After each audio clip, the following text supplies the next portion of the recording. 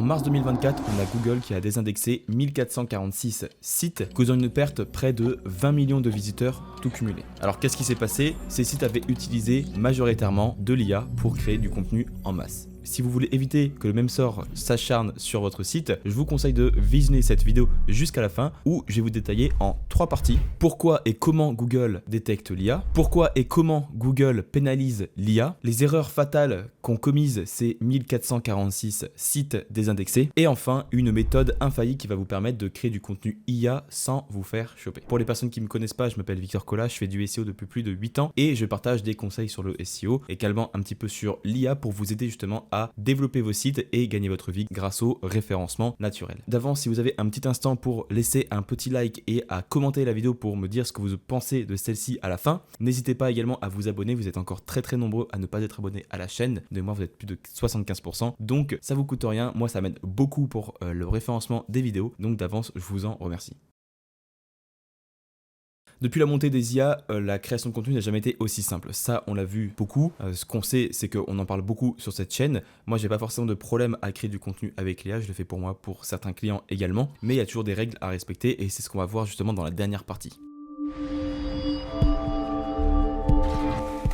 Google n'interdit pas l'IA. Par contre, il exige que les contenus respectent donc les principes donc de EE80. EE80 qui veut dire donc expertise, expérience, autorité et confiance. Pour rappel, en mars 2024, on a eu une mise à jour donc sur Google, donc qui est liée donc au Helpful Content, qui sur son moteur donc tout confondu a réduit de près de 40% les contenus qui étaient donc jugés inutiles. Et on a été face également à des désindexations massives. Alors j'ai quelques données clés à vous partager. Je vous mettrai notamment le lien de l'étude en description si vous voulez un petit peu aller plus loin. Sur un total de 79 000 sites analysés, on a eu donc 1446 sites qui ont été complètement déclassés. Ça fait donc 1,9% des sites, ce qui là pour le coup est très peu. Par contre, ce qui est important d'inclure, c'est que 50% avaient 90 à 100% de contenu généré par IA. Et on a donc des pertes estimées donc sur ces sites, estimées à près de 20 millions de visiteurs tout cumulé, ce qui est énorme. On a également 3 sites majeurs qui ont chuté, qui sont passés quasiment de 1 million de visiteurs par mois à 0, comme par exemple Being Selfish and Equity Atlas, c'est 2 exemples. Mais comme quoi, ce qu'on peut voir également, c'est que malheureusement, on a des sites, et ça c'est une réalité, c'est que sur ces sites analysés, on peut voir clairement que ceux qui génèrent masse d'IA ont été déclassés. Alors plutôt incroyable, parce que sur cette même chaîne, j'avais déjà montré un exemple de site où qu'on avait monté justement, qui a fait donc de 0 à 10K entièrement grâce à l'IA, et pour autant, c'est pas un site qui a été déclassé. Petit aparté par rapport à ça, ce site en question aujourd'hui a supprimé la majeure partie de ses contenus, donc ils ont plus les résultats que j'avais présentés en vidéo malheureusement. C'était un client à moi et ils ont décidé en fait de complètement changer de stratégie, donc ils ont complètement arrêté le référencement naturel. C'est bien dommage parce qu'ils commençaient vraiment à gagner de très belles positions, c'est ce qu'on avait montré notamment en vidéo, et malheureusement ce n'est plus de mon ressort. Mais en tout cas ce que je peux vous assurer c'est que d'expérience, moi je l'ai fait entièrement donc sur un site, de publier uniquement des choses IA, donc vraiment de proposer quelque chose de massif, mais je vais vous expliquer un petit peu comment j'ai fait plus à la fin parce que clairement c'est pas comme ces sites en question. Il y a un élément qui a été beaucoup plus important que j'ai mis en place que la majorité des gens qui utilisent l'IA ne font pas, mais ça je vous en parlerai juste après.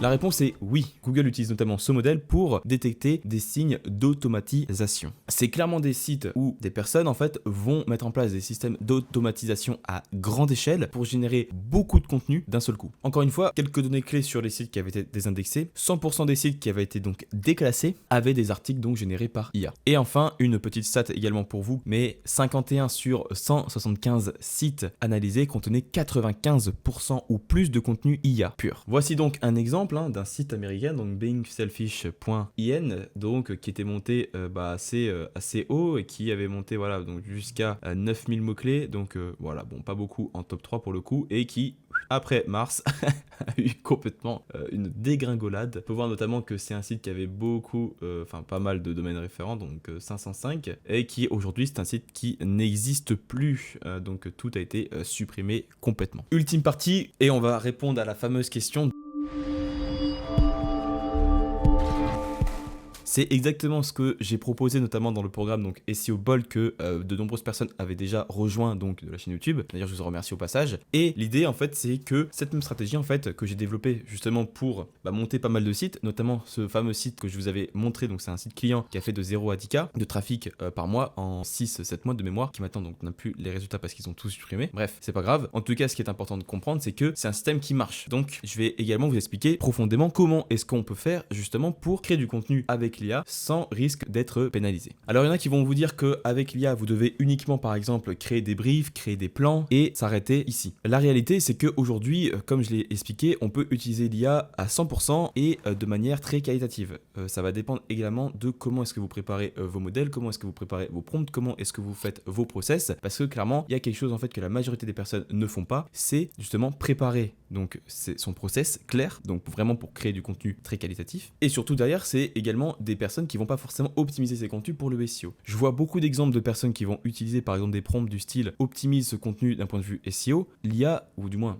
ChatGPT, n'a aucune idée ce que ça veut dire optimiser pour le SEO. Il va juste vous, par exemple, vous remplir une balise title, une balise métadescription, il va vous insérer quelques mots-clés et pour lui, c'est basta. En SEO, vous vous rendez bien compte que ça va beaucoup plus loin que ça. Et c'est exactement ce qu'on parle donc dans SEO Bold. Parce que c'est pas juste en fait créer des prompts, ça va beaucoup plus loin que ça. Et c'est tout à fait normal parce que sinon tout le monde serait premier donc sur un moteur de recherche. Il y a une chose et un élément que je peux vous partager, que vous pourrez retrouver donc dans SEO Bold, que je dis à chaque fois à mes élèves, c'est d'ajouter à chaque fois une touche humaine. C'est con, mais qu'est-ce que c'est qu'une touche humaine? C'est tout simplement en deux éléments. Déjà de 1, vous devez revoir vos contenus pour être sûr qu'il n'y ait pas de bêtises ou d'inepties partagées dans la publication donc de la page. Et deuxièmement, vous devez ajouter des éléments différenciants. Des éléments différenciants, c'est très bête, mais c'est tout simplement ce que l'IA ne pourra pas ressortir. Et c'est par exemple votre expérience personnelle par rapport à un sujet précis sur lequel vous allez écrire. C'est par exemple ajouter vos propres données, c'est ajouter vos propres statistiques, ajouter vos propres recherches que vous avez pu faire en amont sur un sujet précis. Ça, l'IA ne pourra pas le savoir. Imaginons que vous soyez un logiciel donc de facturation et que vous ayez par exemple 50% de vos clients qui sont des startups perdent littéralement 10% de marge faute d'avoir par exemple un bon logiciel de facturation. Ça, c'est également quelque chose que vous allez pouvoir estimer par vous-même et ça, l'IA ne pourra pas forcément le savoir. Mais c'est également des stats que vous allez pouvoir sortir directement depuis votre expérience. Clairement, c'est des choses qu'il va falloir rajouter continuellement dans vos contenus. Ce que je peux vraiment vous conseiller, c'est d'ajouter vraiment des éléments, encore une fois, différenciants pour déjà vous différencier de la plupart des contenus qui vont être en concurrence avec vous sur un top 10 et également ajouter donc voilà cet élément plus entre guillemets humain qui apporte beaucoup plus de valeur qu'un simple article sur un sujet qui va être complètement bateau. Deuxième élément, parce que le contenu c'est bien, mais la technique c'est également un point non négociable. Beaucoup de sites également vont créer beaucoup de contenu, mais ont par exemple des pages ou un site qui est très mauvais d'un point de vue technique. À long terme, si vous faites beaucoup de contenu IA de mauvaise qualité, je m'entends encore une fois de mauvaise qualité, c'est quand vous ne répondez pas à l'intention de recherche, quand vous ne répondez pas à la requête tout court, quand vous n'apportez pas forcément de solutions précises ou intéressantes par rapport à un sujet précis, et qu'en plus vous avez des problèmes techniques sur votre site, à long terme, voire même moyen terme, vous allez avoir ce qu'on appelle donc des pages zombies. Donc des pages zombies, c'est des pages en fait qui n'ont aucune utilité pour le SEO ou pour l'utilisateur et qui comportent en plus des problèmes techniques. Donc clairement, c'est très pénalisant pour la majorité de votre site. Donc je vous invite déjà à créer déjà un site bien optimisé, d'avoir une structure bien propre, d'avoir une technique parfaite, et ensuite par rapport à vos contenus full IA, vous pouvez utiliser des outils comme originality.ai qui va vous permettre notamment de détecter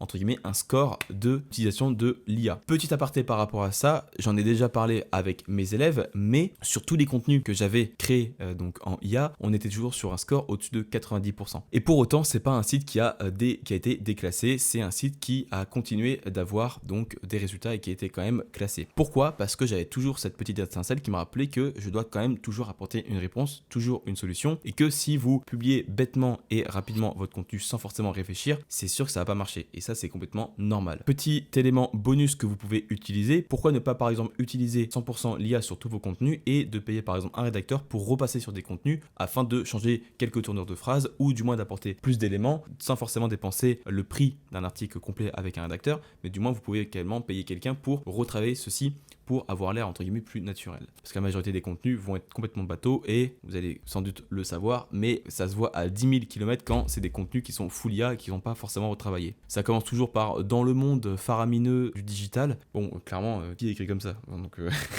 faut être aussi réaliste. J'aimerais vraiment savoir si vous utilisez l'IA à 100% de vos contenus sur votre site, dans votre stratégie. Est-ce que vous l'appliquez correctement? Est-ce que vous avez remarqué des baisses soudaines? Est-ce que vous n'arrivez toujours pas à générer du trafic? Dites-moi dans les commentaires, je serais très curieux d'avoir votre retour. Mais en tout cas, ce qu'on peut être sûr, c'est que à grande échelle, on peut voir que ça ne marche pas forcément quand c'est mal fait. Pour les personnes qui sont intéressées, vous pouvez retrouver donc SEO Bold, qui est donc le programme pour écrire donc des contenus avec l'IA sans être pénalisé par les moteurs. Vous avez également un cours qui est complètement gratuit pour vous apprendre le SEO, où je vous prends par la main pendant 1 heure et je vous explique clairement comment ça marche et comment est-ce que vous allez pouvoir créer une stratégie de zéro. Et enfin, pour les personnes qui veulent vraiment scale leur business et qui veulent bosser avec moi, vous avez également un lien dans la description pour vraiment aller plus loin et pour que je puisse également vous accompagner pour exposer vos résultats. J'espère que la vidéo vous a plu. N'hésitez pas à laisser un petit like et à commenter encore une fois et à vous abonner si vous voulez plus de vidéos sur le SEO. En tout cas, ça m'a fait plaisir de partager ces petites stats avec vous. Je vous dis à très bientôt pour une prochaine vidéo sur le SEO. C'était Victor. Ciao.